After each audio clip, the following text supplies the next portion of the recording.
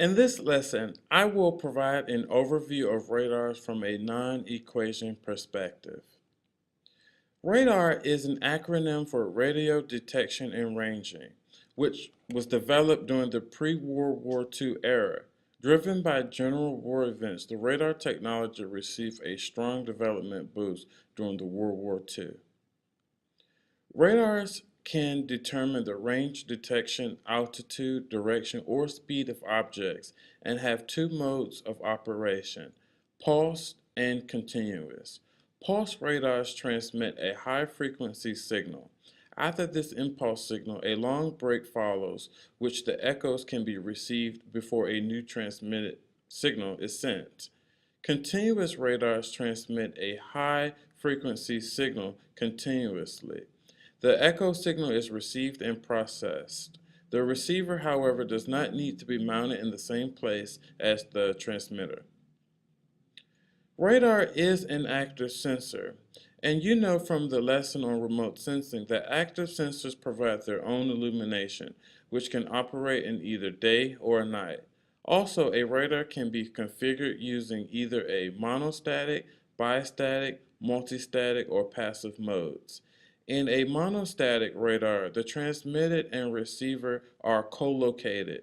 In a bistatic radar, a transmitter and receiver are separated by a distance which is comparable to the expected target distance. For a multistatic radar, multiple spatially diverse monostatic or bistatic radar components share an area's coverage. A passive radar detects and tracks objects by processing reflections from non-cooperative sources of illumination in an environment. Radar systems work in a wide band of transmitted frequencies. The higher the frequency of a radar, the more it is affected by weather conditions such as rain or clouds. But the higher the transmitted frequency, the better is the accuracy of the radar system. Examples of bands include the VHF and UHF, which are for very long-range surveillance. The C-band operating in the range of 4 to 8 gigahertz for long-range tracking and airborne weather systems. And the Ku band is for high-resolution mapping and satellite altimetry. Examples of active remote sensing include radar, which I explained in the previous slide, LiDAR, and sonar. LiDAR measures the distance by illuminating a target with a laser and examining the reflected light.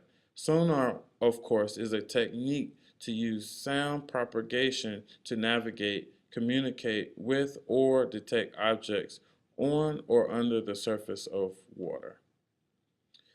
There are two types of radars. An imaging radar forms a picture of the observed object or area. Imaging radars have been used to map the Earth, other planets, asteroids, or celestial objects, and to categorize targets for military systems.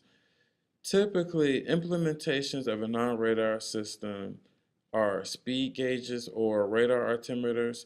These are also called scatterometers since they measure the scattering properties of the object or region being observed.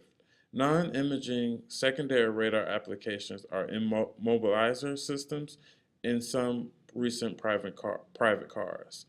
Non-imaging secondary radar applications are immobilizer systems in some recent private cars. The basic idea behind radar is very simple. A signal is transmitted, it bounces off an object, and is later received by a receiver.